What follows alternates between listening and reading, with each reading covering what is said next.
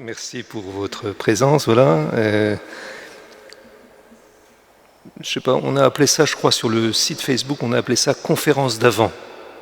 Alors vous inquiétez pas, ce ne sera pas une conférence parce que souvent les conférences c'est un peu rasoir. Donc je ne compte pas faire une conférence. Je ne compte pas faire, malgré la place que j'ai ici, là, avec Lambon, je ne compte pas faire non plus un sermon. D'abord parce que je ne suis pas habilité. Et puis qu'il y a un principe dans l'Évangile qui dit qu'il ne faut jamais faire aux autres ce qu'on ne veut pas qu'on nous fasse à nous-mêmes. Donc voilà, je ne ferai pas de sermon. Mais tout simplement ce que je veux, ce que je souhaiterais, et c'est pour ça notamment que j'ai demandé si c'était possible d'avoir une Bible, d'amener sa Bible, c'est lire avec vous le cycle d'Élie. Alors pourquoi le cycle d'Élie? C'est peut-être pour certains le lien paraîtra évident, et puis peut-être pour d'autres ça a besoin d'être explicité, mais je crois, compte tenu du public qui est ici, qui est un public bien informé, il n'y aura pas besoin de trop d'explications, mais peut-être pour ceux qui nous regardent, puisqu'en plus on a la chance d'être filmé, je justifie un peu mon choix. Donc, comme tout le monde sait, l'Avent, ça célèbre ou ça commémore une triple venue. Triple. Alors, laquelle ? On pense immédiatement à celle de Noël, bien sûr, la venue de Jésus dans la chair, donc on rappelle cet événement passé. On pense aussi assez spontanément, on dit, ça rappelle aussi, ça célèbre, ça commémore la venue de Jésus à la fin des temps, ce qu'on appelle la parousie, dans le futur.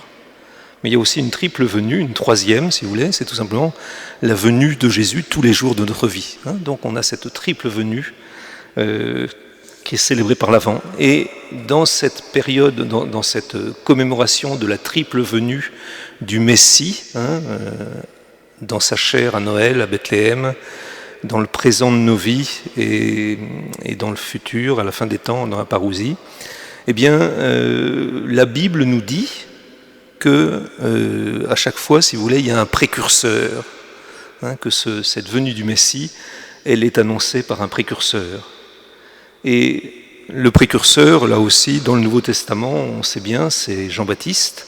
Je crois que le nom de Jean-Baptiste vient assez souvent dans le Nouveau Testament pour qu'on connaisse un peu ce personnage. Et puis dans l'Ancien Testament, il y a Élie, alors qui est peut-être un peu moins connu.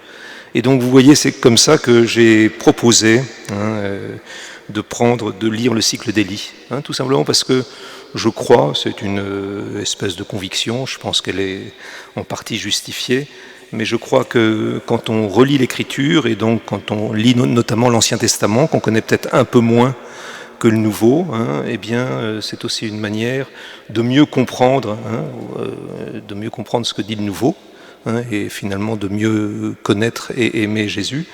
Et donc en lisant le cycle d'Élie, même si on va voir, ce sont des récits qui ne sont pas tout à fait, pas toujours faciles à entendre, eh bien, mieux connaître Élie, c'est mieux comprendre la fonction de Jean-Baptiste, mais c'est aussi apprendre à mieux connaître Jésus. Alors le cycle d'Élie, on a de la chance, il est concentré au premier livre des rois, dans les chapitres 17 à 21, et puis ensuite il y a des chapitres intermédiaires, et puis on retrouve Élie au début du deuxième livre des rois, quand il transmet notamment sa fonction à Élisée, son successeur. Donc il y a en gros 7 chapitres, si vous voulez, dans la Bible, dans l'Ancien Testament, qui racontent l'histoire d'Élie. On va commencer à lire ce récit, si vous voulez. Je ne promets même pas d'aller jusqu'au bout du cycle d'Élie. L'important, si vous voulez, c'est de pouvoir goûter les choses, comme le dit saint Ignace, par rapport dans les exercices spirituels. Et c'est pas tellement la quantité qui compte, si vous voulez, mais plutôt prendre goût, goûter, et puis peut-être justement avoir le goût après de le faire par nous-mêmes. Mais avant d'aborder ce cycle d'Élie, donc en 1 Roi 17, 19, on lira peut-être aujourd'hui 2 chapitres, 17 et 18, la première question qu'on peut se poser, c'est d'où vient finalement cette idée qu'Élie annonce, si vous voulez, le Messie, celui qui doit venir, etc. Alors le premier chapitre que je voudrais lire, il n'est pas en 1 Roi 17, mais il est justement dans un livre prophétique qui est le livre de Malachie. Malachie, je ne sais pas quelle Bible vous avez, mais si vous avez la Bible de Jérusalem, c'est assez simple à trouver, parce que c'est le dernier livre de l'Ancien Testament, dans la Bible de Jérusalem, dans la Top c'est un peu différent, c'est le dernier des prophètes, mais dans la Bible de Jérusalem, il est juste avant la première page du Nouveau Testament, c'est dans Matthieu.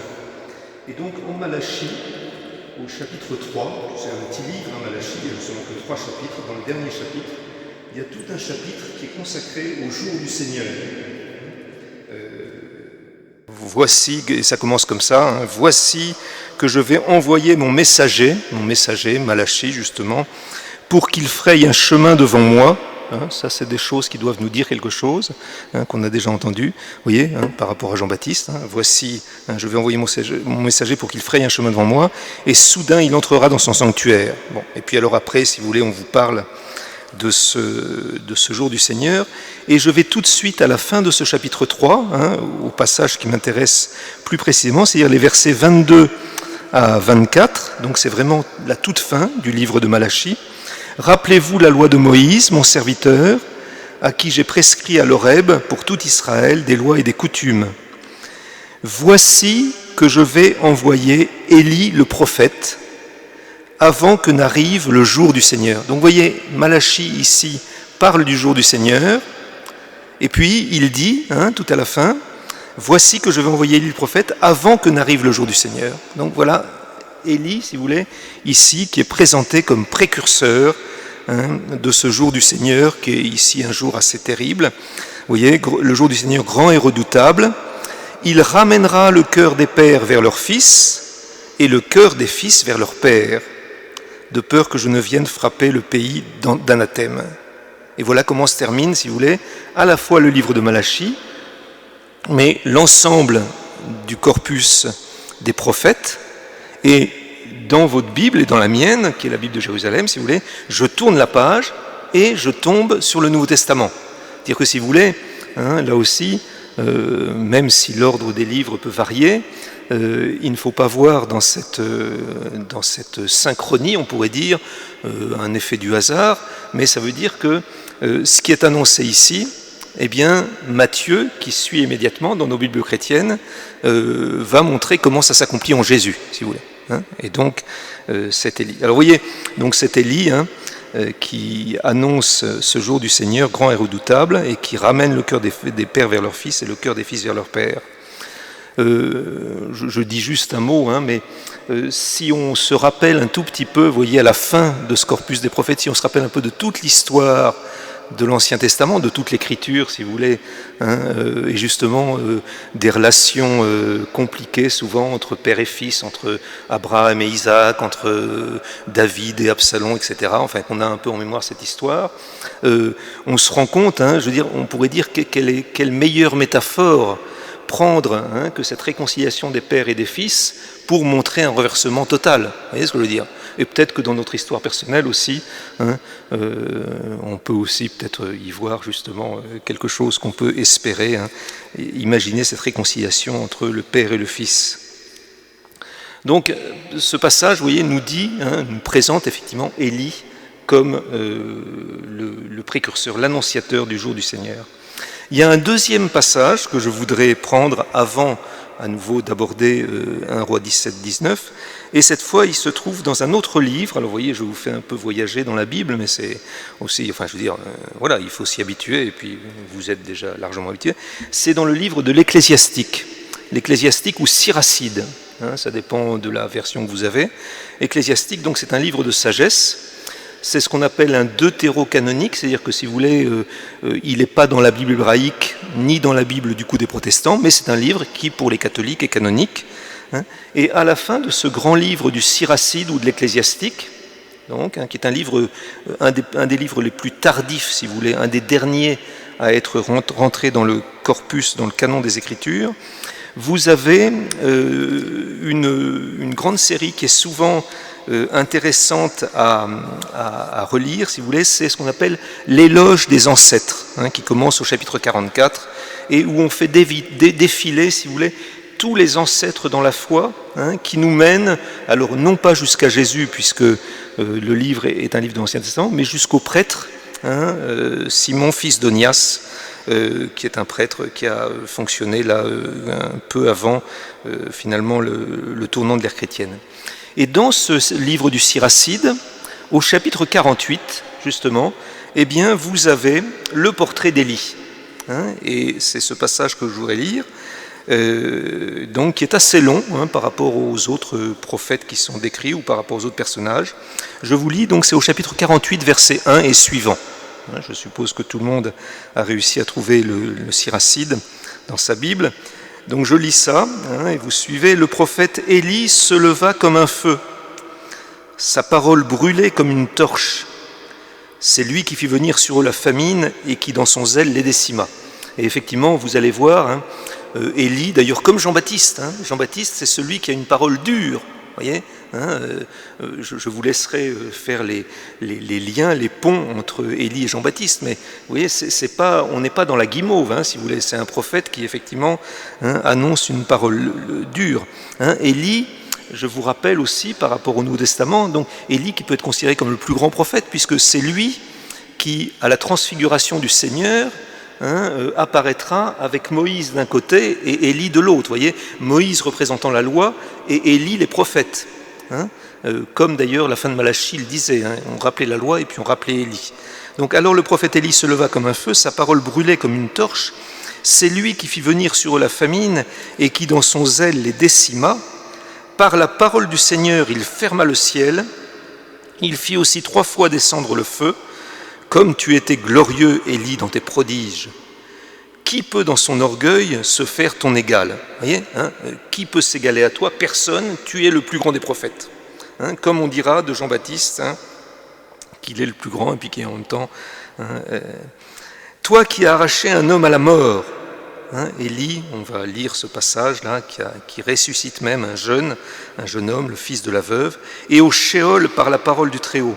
Toi qui as mené des rois à la ruine, précipité des hommes glorieux de leur couche, qui entendis au Sinaï un reproche, à l'Horeb les décrets de vengeance, qui oignit des rois comme vengeurs, des prophètes pour le succéder, qui fut emporté dans un tourbillon de feu, par un char aux chevaux de feu, toi qui fus désigné dans les menaces futures, pour apaiser la colère avant qu'elle n'éclate, pour ramener le cœur des pères vers le Fils, ça c'est Malachie, et rétablir les tribus de Jacob. Le mot ici, rétablir, c'est un verbe en grec très connu, l'apokataktase, donc c'est le rétablissement de toutes choses, justement, à la fin des temps. Bienheureux ceux qui te verront et ceux qui se sont endormis dans l'amour, car nous aussi, nous posséderons la vie. Voyez, bienheureux ceux qui te verront, et nous aussi, nous posséderons la vie, ça veut dire Élie est encore vivant pour la tradition.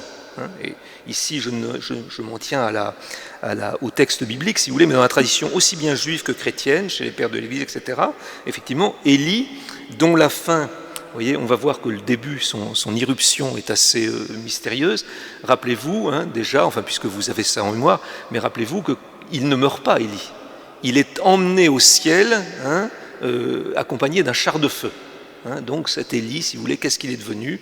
Eh bien, pour la tradition, aussi bien juive que chrétienne, il est vivant, et la prière, ici le texte dit, nous aussi, eh bien, nous espérons te voir, nous qui posséderons la vie. Donc vous voyez, Élie, dans ces 2 textes. Alors, pour donner un peu, alors bien sûr, le Siracide peut servir de résumé, si vous voulez, de synthèse absolument magnifique pour tout le cycle d'Élie, et tant mieux si vous pouvez mettre derrière chacune des allusions, si vous voulez, un récit mais ça vaut peut-être la peine aussi de revenir aux détails et justement de donner un peu de chair à ce passage, cette description d'Élie dans le livre du Siracide. Donc je prends maintenant le chapitre 17 du premier livre des rois, où Élie va intervenir. Alors je vais commencer un peu avant, pour vous donner le contexte. Ça veut dire que je vais commencer au chapitre 16, les versets 23 et suivants, 29 et suivants. Je commence donc quelques versets avant le chapitre 17. Dans vos Bibles, en général, d'ailleurs, on marque par des titres qui sont des titres éditoriaux. On vous dit le cycle d'Élie, comment ça, etc. Mais je commence quelques versets au-dessus avec la description du règne du roi Akab.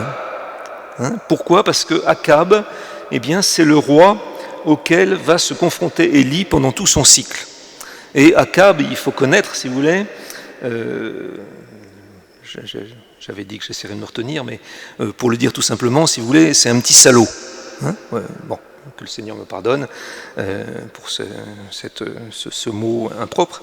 Mais c'est vraiment un roi, si vous voulez, parmi ce qu'il y a de pire. Donc, je vous lis sa notice.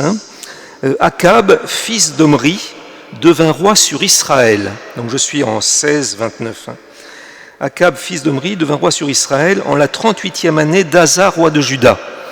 Juste un petit rappel, une petite précision. À l'époque d'Élie, du prophète Élie, si vous voulez, le peuple d'Israël est divisé en deux royaumes.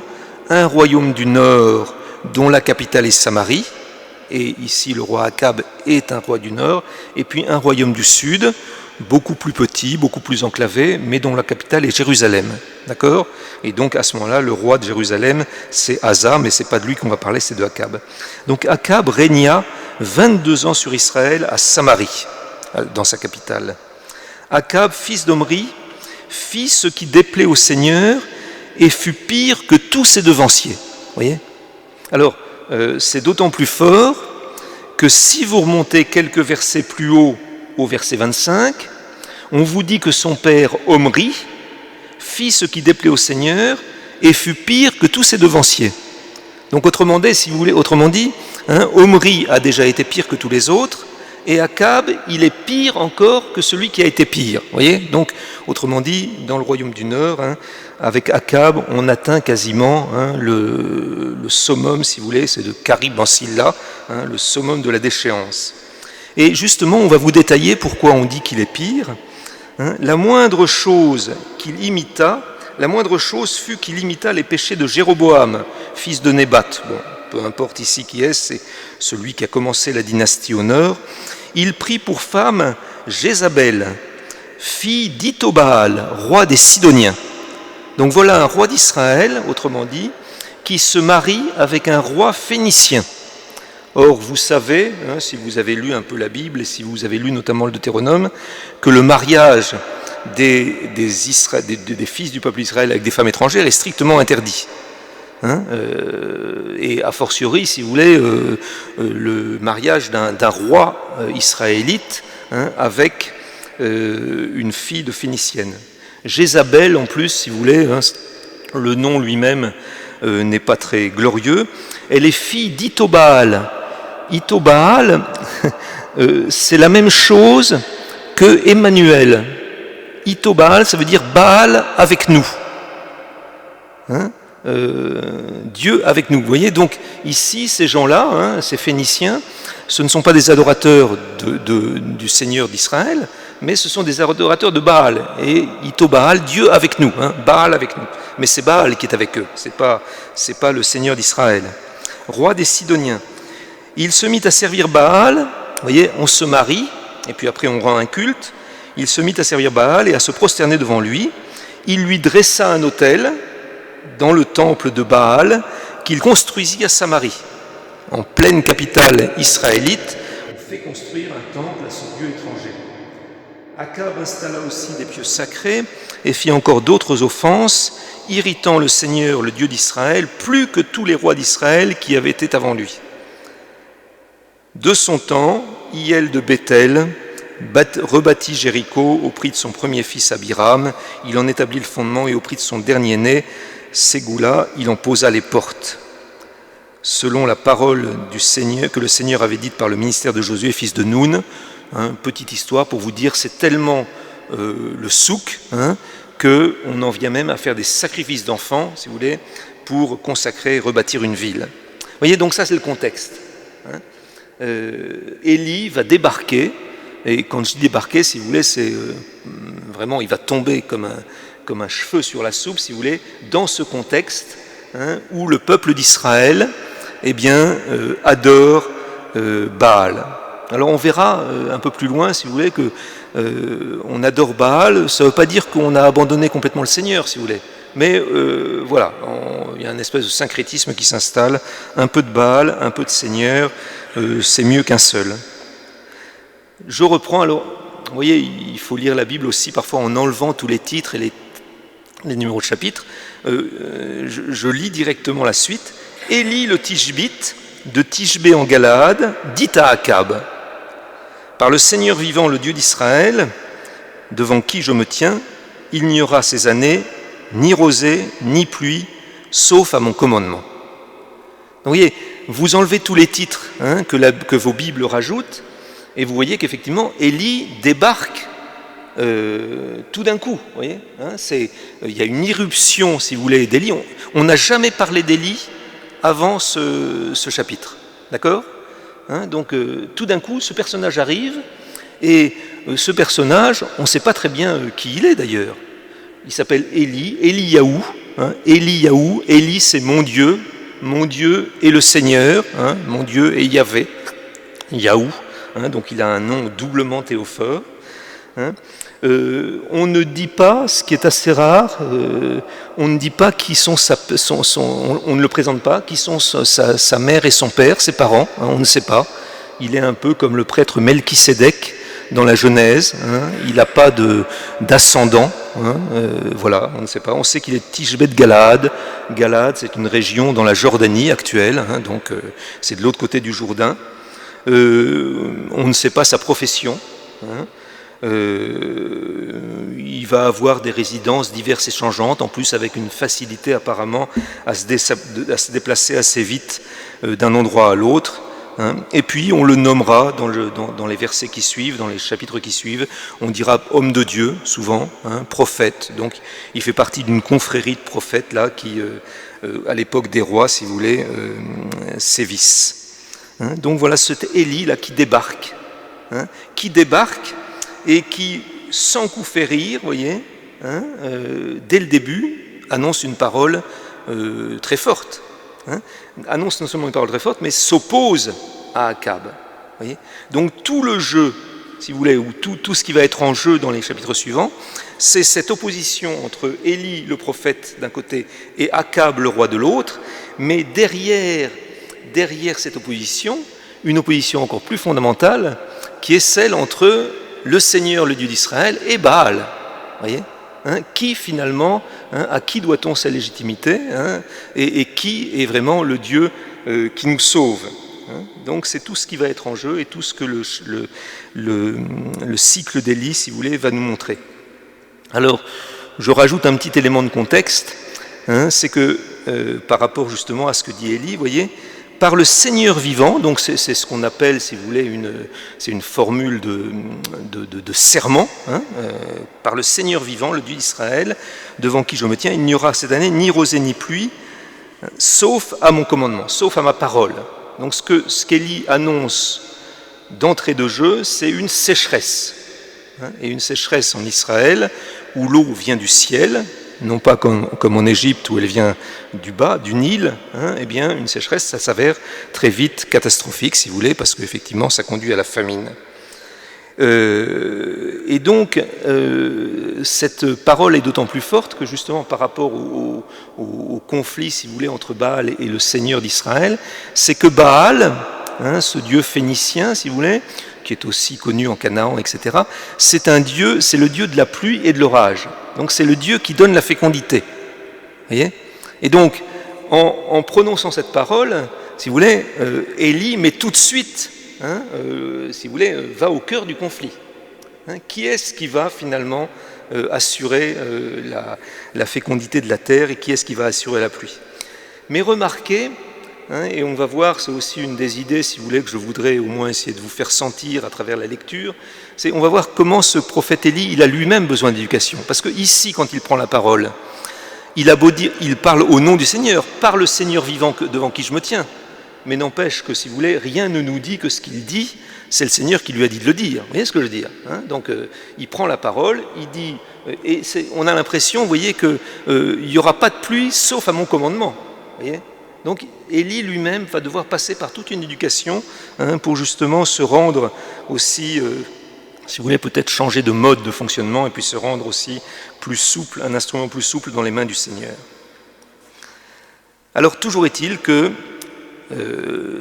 dans ce premier temps, Dieu au moins semble souscrire ou soutenir l'initiative d'Élie, c'est une initiative d'Élie, puisque le verset plus loin nous dit ceci: la parole du Seigneur, ouais, cette fois la parole du Seigneur, donc c'est bien Dieu qui parle, lui fut adressée en ces termes: va-t'en d'ici, dirige-toi vers l'Orient et cache-toi au torrent de Kérit qui est à l'est du Jourdain. Donc le Jourdain, vous voyez tous, ce fleuve-là, vous avez tous une carte géographique d'Israël en mémoire. Donc à l'est du Jourdain, c'est effectivement du côté de la Jordanie. Donc il repasse de l'autre côté du Jourdain, et puis il va dans un torrent du Kérit, qu'on n'a pas très bien localisé, peu importe. Et cette parole du Seigneur lui dit: tu boiras au torrent, et j'ordonne aux corbeaux de te donner à manger là-bas. Alors sur cette parole du Seigneur, eh bien, il partit et il fit comme le Seigneur avait dit, et il alla s'établir au torrent de Kérit, à l'est du Jourdain. Les corbeaux lui apportaient le pain le matin et de la viande le soir, et il buvait au torrent. Donc Élie s'en va, Dieu le protège, si vous voulez, en l'envoyant donc dans ce torrent, et là, eh bien, Élie fait l'expérience de la providence divine. Alors, sous deux modes un peu différents, si vous voulez. Sous un mode d'abord, on va dire naturel, parce que le fait qu'il y ait de l'eau dans un torrent, si vous voulez, c'est naturel. Enfin, je veux dire, s'il y a une période de sécheresse, effectivement, il vaut mieux aller s'installer près de la Meuse au sud de Gardaïa, en Algérie. Vous voyez, même si Gardaïa est un oasis. Mais il fait aussi l'expérience d'être nourri par les corbeaux. Dieu là qui sert de médiation non pas humaine mais de médiation animale. Les animaux ont souvent une grande importance. Et donc Élie va. Et alors ce qui est assez dans ce petit passage, ce premier épisode, donc où on voit Élie qui est nourri, vraiment.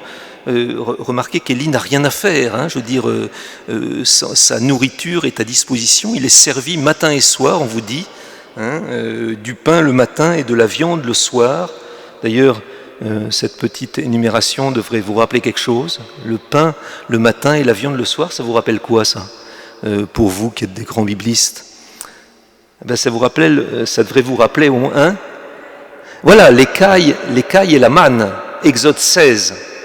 Vous voyez, donc en fait, si vous êtes attentif, et je pense que on peut l'être, on lit la Bible ensemble et on peut l'être, si vous voulez, justement, à partir du moment où on la lit, être attentif. Vous voyez que ce que fait Élie, c'est de repasser de l'autre côté du Jourdain, donc non pas en terre d'Israël mais en Jordanie, et puis de revivre l'expérience du désert où pendant 40 ans, ils ont été nourris de la manne et des cailles. Vous voyez, Exode 16, vous irez voir. En général, vos Bibles sont bien faites, il y a des notes, etc. Donc tout ce que je vous dis là, si vous voulez, je ne l'invente pas, vous pourrez le vérifier dans vos notes. Mais vous voyez, Élie, autrement dit, refait l'expérience du désert. Vous voyez, d'ailleurs, il y a quelque chose dans son histoire, dans sa de nostalgique un peu. Vous voyez, et donc Élie là va être nourri au désert. Il repasse le Jourdain en sens inverse, et puis il va être nourri des pains et de la viande. Alors l'autre chose qui est, mais il n'a rien à faire. Il fait l'expérience effectivement de la providence de Dieu. C'est assez intéressant là aussi. Vous voyez, il y a beaucoup de choses à dire sur ces versets, mais c'est assez intéressant de voir que la première parole, vous voyez, qui est adressée à Élie, c'est « cache-toi au torrent du Kérit ». Alors on peut se poser la question, au moins à ce niveau du récit, on peut se dire, tiens, mais cache-toi, pourquoi? Parce qu'il a peur du roi Akab, ou bien c'est pour autre chose? Alors on verra un peu plus loin que Élie n'a absolument pas peur du roi Akab, et que c'est lui qui va dominer sur le roi.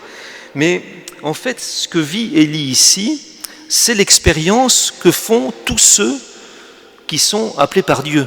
Voyez, c'est que quand vous regardez ou quand vous lisez les histoires aussi bien bibliques que l'histoire des saints, quand Dieu appelle quelqu'un, eh bien, la première chose qu'il fait, c'est qu'il commence par le cacher, par le mettre en retraite. Vous voyez, pensez à Moïse, quand il est appelé, si vous voulez, et puis qu'il va d'abord vivre une période, si vous voulez, de retrait, si vous voulez. Il ne commence pas sa vie publique. Pensez à Jésus, si vous voulez. Jésus qui mène sa vie publique après 30 ans de vie cachée. Pensez à celui qui va être bientôt canonisé et qui a voulu justement imiter Jésus dans sa vie cachée, Charles de Foucault. Vous voyez, quand les gens sont appelés par Dieu, la première chose que Dieu fait, c'est de les mettre en retraite et de les cacher d'une certaine manière. Vous voyez, je crois que c'est une grande loi de la pédagogie divine que cette progression qui fait que on rencontre le Seigneur, voyez, mais si on part tout de suite pour aller annoncer sur les routes, etc., on risque de très vite se brûler les ailes et de décharger nos batteries, et puis finalement, parfois ça se termine même assez mal dans les décors, voyez. Donc Élie qui fait l'expérience de Dieu, de la dépendance à sa providence, et puis qui à travers ça, si vous voulez, est éduqué pour pouvoir ensuite remplir sa mission. Et dernière chose que je veux dire sur ce petit passage, si vous regardez ce passage, il paraît un peu redondant, dans le sens où on vous dit, donc le Seigneur dit, va-t'en d'ici, dirige-toi vers l'Orient, cache-toi au torrent du Kérit qui t'est ce Jourdain, tu boiras au torrent et j'ordonne au corbeau de donner à manger. Et ça c'est l'ordre, et quand vous regardez l'exécution, il partit donc, il fit comme le Seigneur avait dit, il alla s'établir au torrent du Kérit, à l'est du Jourdain, les corbeaux lui apportaient du pain, et il buvait à l'eau. Donc ça veut dire que, si vous voulez, on répète 2 fois la même chose, une fois un ordre qui est donné, et puis l'autre fois l'exécution. Mais vous remarquez 2 choses, c'est que d'une part, entre l'ordre et l'exécution, c'est-à-dire entre le verset 2 et le verset 3, entre le verset 4 et le verset 5 plutôt, c'est immédiat. Donc vous voyez, l'obéissance est immédiate, première chose. Et puis deuxième chose, si vous voulez, l'exécution exécute parfaitement, reprend exactement les termes de ce qu'a dit l'ordre. Ce qui veut dire que Élie, si vous voulez, l'obéissance d'Élie est absolument parfaite. Vous voyez ce que je veux dire, Donc, dans des passages comme ça où on se dit mais pourquoi on répète 2 fois la même chose? On aurait pu très bien dire, Dieu aurait pu dire fais ceci, cela, et puis dire simplement et Élie fit ce que Dieu lui avait dit. Vous voyez, mais le fait de répéter montre que Élie accomplit parfaitement.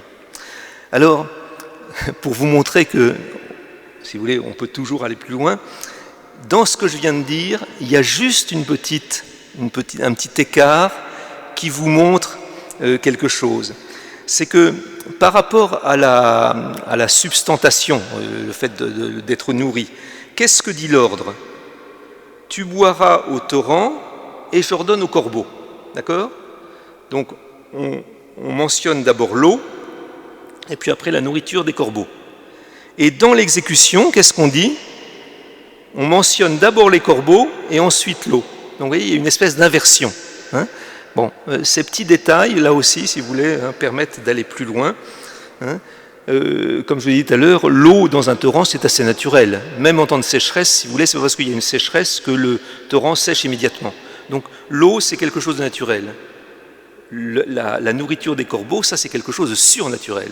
C'est Dieu qui ordonne, c'est la providence de Dieu qui ordonne aux corbeaux d'aller donner à manger. Et donc, si vous voulez, quand Élie réalise ce programme, la première chose qui pour lui en fait est la plus forte, c'est le fait d'être nourri par les corbeaux, parce que c'est ça qui est le plus miraculeux.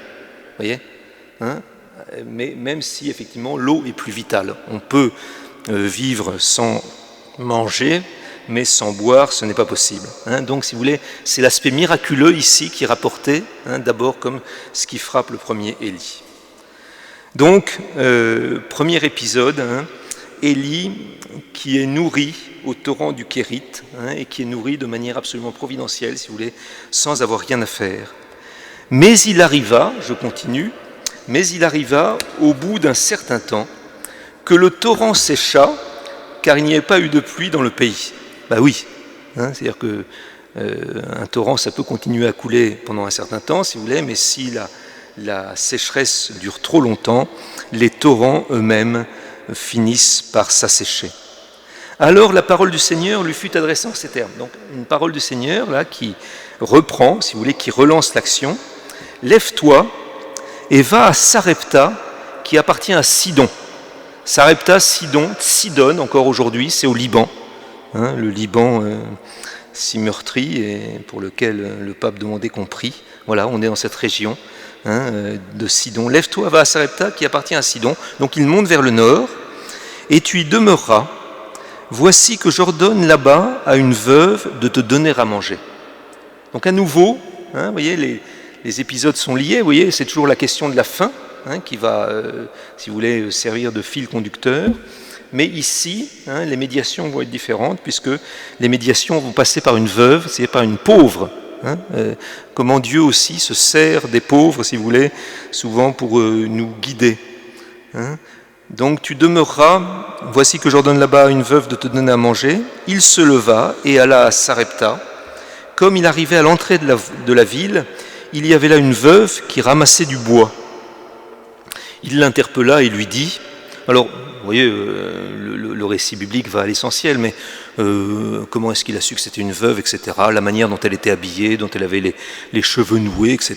Il voit que c'est une veuve, donc il s'adresse à elle.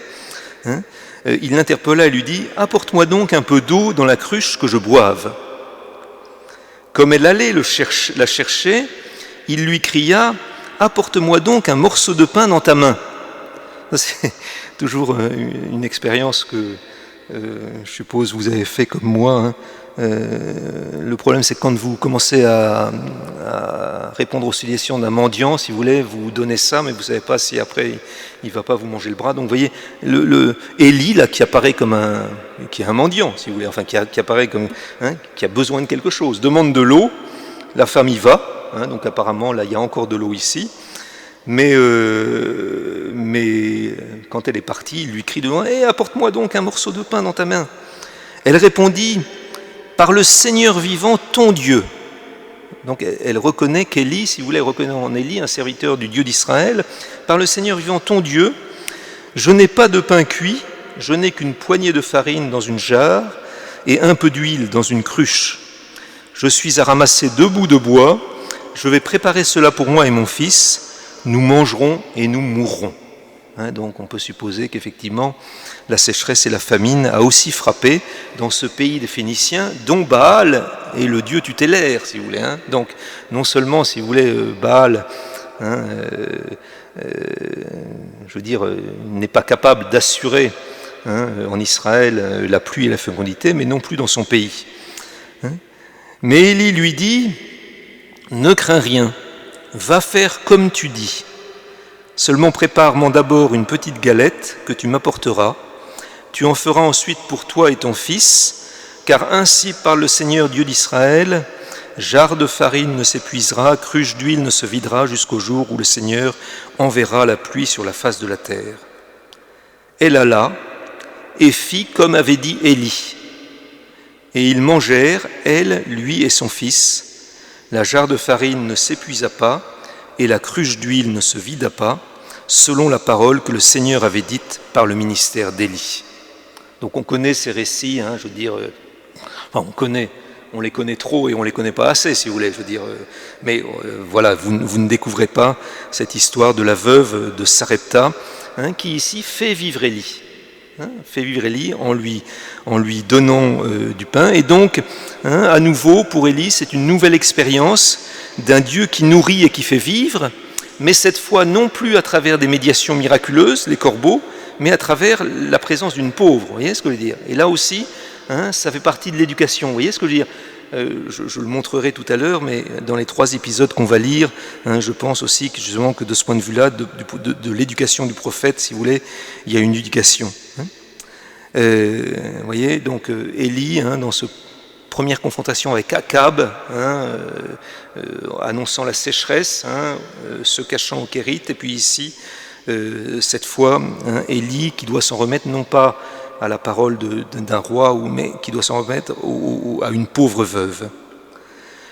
Si vous avez, ce dont je ne doute pas, une petite aussi mémoire néo-testamentaire, une femme étrangère qui donne à boire à un Israélite dans le Nouveau Testament, ça vous dit quelque chose?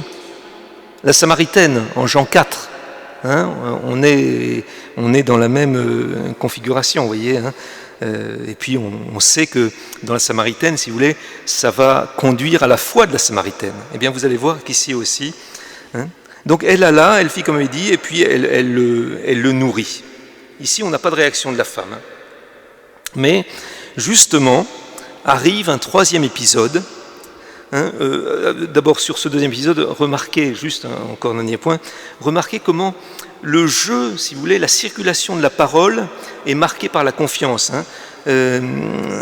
Quand Élie dit à la femme de lui donner du pain, lui dit ne crains rien, va faire comme tu dis, hein, car ainsi parle le Seigneur.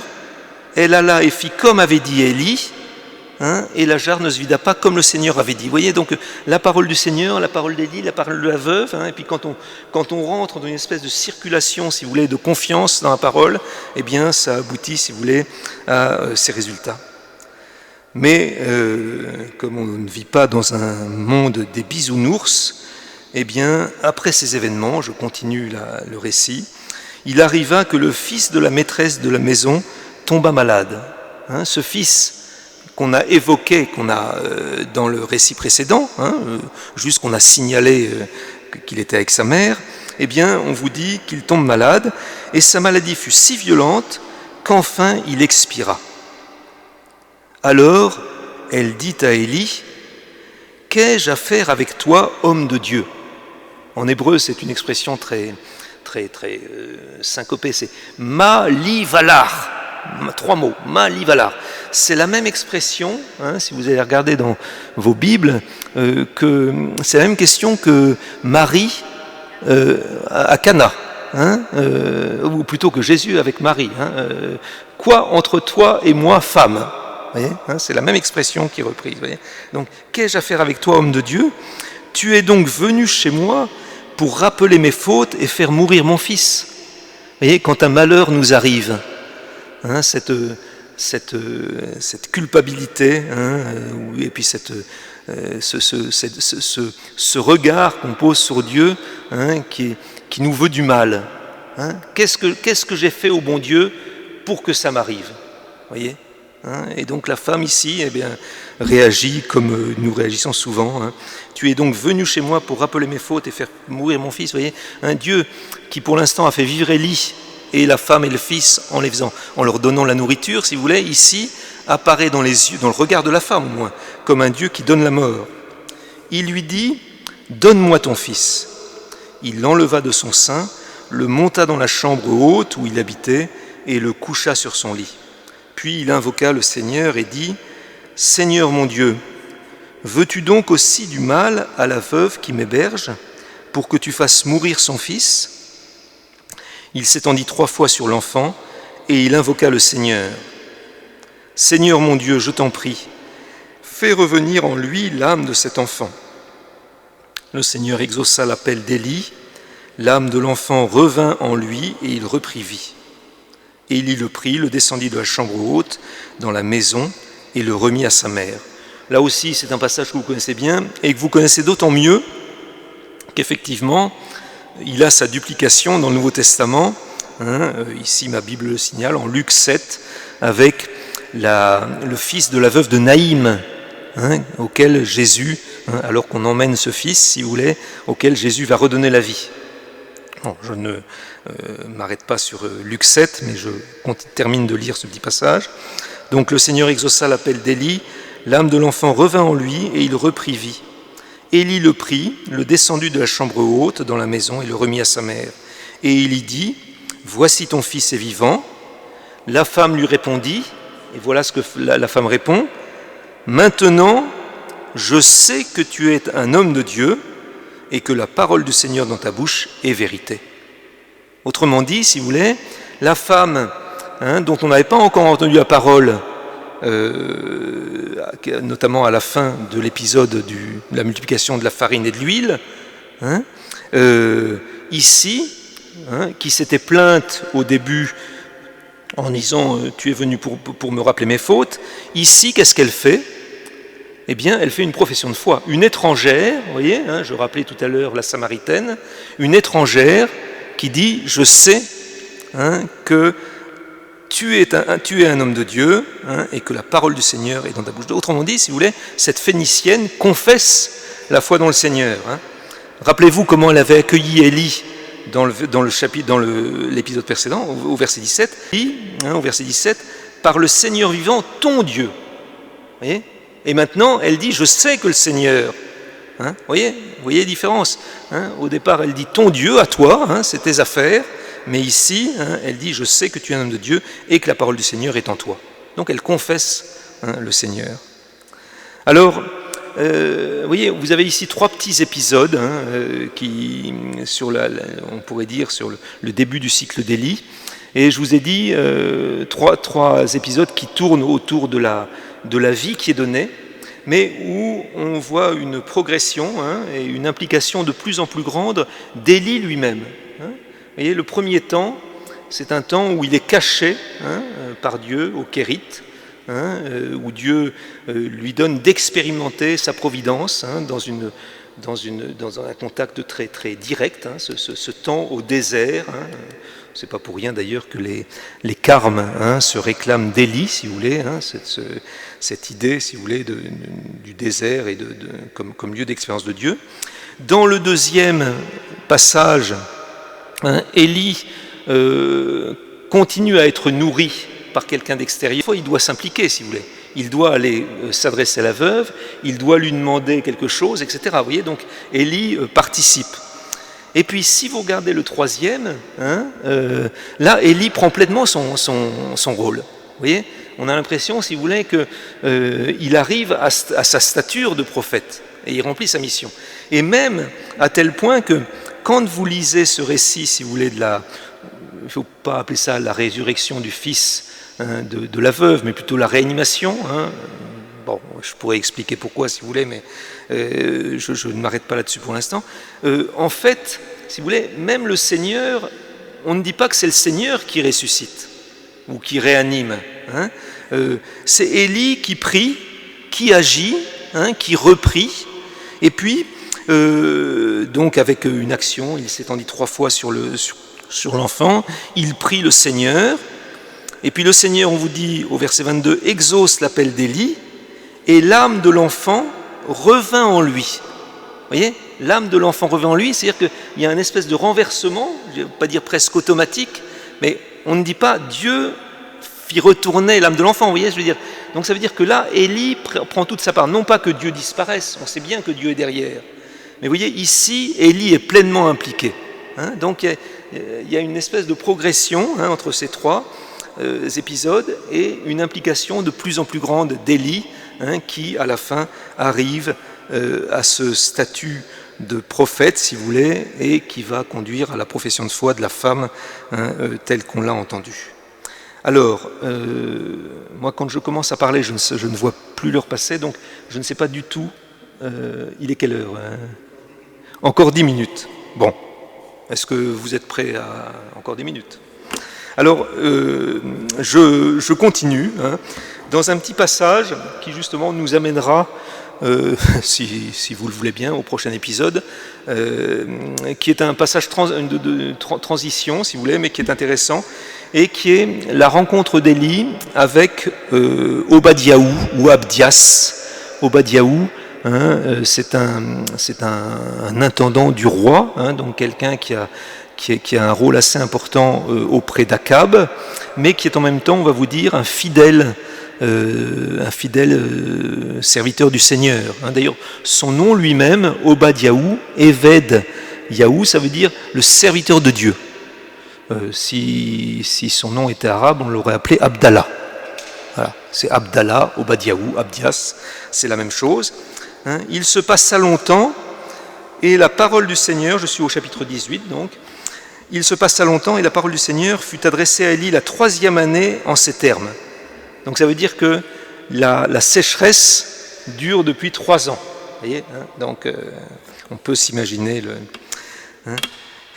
Et donc, la 3e année, Dieu lui parle en ces termes, « Va te montrer à Akab, je vais envoyer la pluie sur la face de la terre. » C'est intéressant, si vous voulez, de voir là aussi, hein, quand vous lisez comme ça, c'est pour ça que l'exercice est intéressant. Vous voyez, dans la liturgie, quand on lit les textes, on lit souvent les textes un peu en pièces détachées, et donc on n'a pas forcément l'idée de la continuité.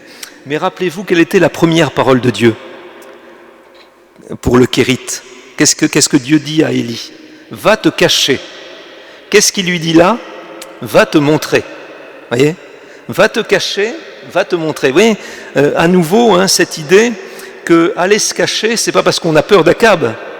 Aller se cacher, c'est une nécessité spirituelle. Pour accomplir sa mission, voyez, eh bien, il faut faire retraite. Les prêtres le savent bien, eux qui, au moins une fois par an, enfin, les meilleurs d'entre eux, vont faire une retraite d'1 semaine dans un monastère pour, voilà. Bon, mais on doit tous passer par là, si vous voulez. Hein. Donc faire une retraite, vous voyez. Et maintenant, va te montrer. Vous voyez, le temps, il y a un temps pour tout, dirait Qohélet. Hein. Va te montrer à Akab. Hein. Je vais envoyer la pluie sur la face de la terre. Et Élie partit pour se montrer à Akab.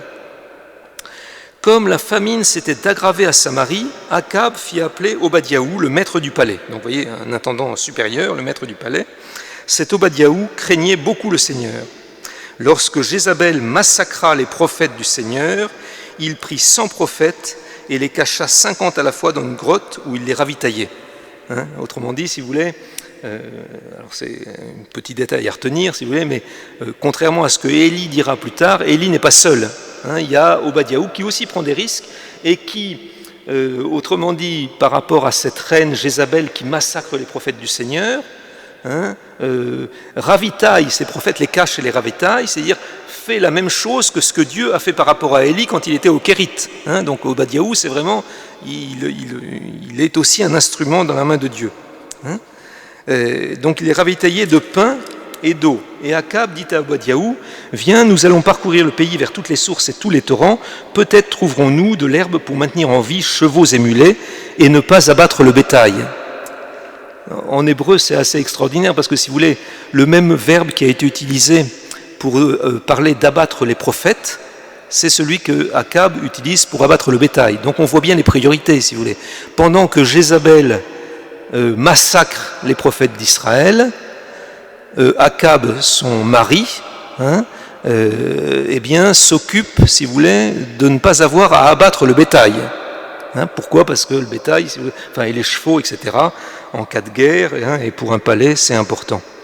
Ils se partagèrent le pays pour le parcourir. Akab partit seul par un chemin et Obadiaou partit seul par un autre. Comme celui-ci était en route, voici qu'il rencontra Élie. Donc Obadiaou rencontre Élie. Il le reconnut et se prosterna face contre terre en disant « Te voilà donc, mon seigneur Élie ?» Il lui répondit « Me voilà, va donc dire à ton maître, le roi Akab, voici Élie. » Mais Obadiaou lui dit « Quel péché ai-je commis que tu livres ton serviteur aux mains d'Akab pour me faire mourir ? Par le Seigneur vivant ton Dieu, il n'y a pas de nation ni de royaume où mon maître n'est envoyé te chercher. » Et quand on eut répondu « Il n'est pas là », il a fait jurer le royaume et la nation qu'on ne t'avait pas trouvé. Et maintenant, tu m'ordonnes, va dire à ton maître, voici Élie, mais quand je t'aurai quitté, l'Esprit du Seigneur t'emportera je ne sais où, je viendrai informer Akab, il ne te retrouvera pas, il me tuera. Autrement dit, si vous voulez, hein, Obadiaou est tiraillé entre deux légitimités, hein, la légitimité par rapport à son maître Akab, mais aussi, si vous voulez, par rapport à Élie, le prophète du Seigneur. Et il dit à Élie, écoute, c'est pas la peine que j'aille dire à Akab que je t'ai vu, parce que le temps que j'aille le prévenir, de toute façon, tu auras disparu ailleurs, et c'est moi qui vais prendre les coups et qui vais me faire tuer. Hein? Pourtant, ton serviteur, rajoute-t-il, craint le Seigneur depuis sa jeunesse. N'a-t-on pas appris à mon Seigneur ce que j'ai fait quand Jézabel a massacré les prophètes? J'en ai caché 100, etc.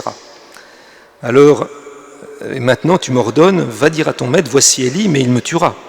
Élie lui répondit, aussi vrai que vit le Seigneur Sabaoth, devant qui je me tiens, aujourd'hui même je me montrerai à lui. Donc Akab, si vous voulez, Élie, hein, ici, fait un serment qu'effectivement il se montrera à Akab Alors je lis juste les 3 versets qui suivent. Obadiaou partit à la rencontre d'Akab et lui annonça la chose, et Akab alla au-devant d'Élie. Dès qu'il vit Élie, Akab lui dit « Te voilà, fléau d'Israël !» Élie répondit « Ce n'est pas moi qui suis le fléau d'Israël, mais c'est toi et ta famille, parce que vous avez abandonné le Seigneur et que tu as suivi les Baals. » Vous voyez le rapport, toujours très cordial. On est un peu dans une cour de récréation, mais les enjeux sont quand même plus grands. Vous voyez, t'es un idiot, c'est pas moi, c'est toi, c'est celui qui l'a dit qu'il l'est, etc. Vous voyez, donc on se renvoie la balle. Mais n'empêche que dans ce conflit entre le prophète et le roi, eh bien, on va voir que c'est Élie le prophète qui a la main, puisque Élie donne un ordre au roi en lui disant « Maintenant, rassemble tout Israël près de moi sur le mont Carmel, avec les 450 prophètes de Baal qui mangent à la table de Jézabel. » Donc Élie fixe un rendez-vous. Alors vous voyez, là aussi, l'éducation d'Élie n'est pas finie. Élie convoque tout Israël auprès de moi. Vous voyez, il ne les convoque pas auprès du Seigneur, sur le mont Carmel. Et puis, ça prépare donc la confrontation qu'il y aura entre les prophètes de Baal et Élie, que nous lirons au chapitre 18, versets 20 et suivants, la prochaine fois, si vous le voulez bien. Je vous remercie.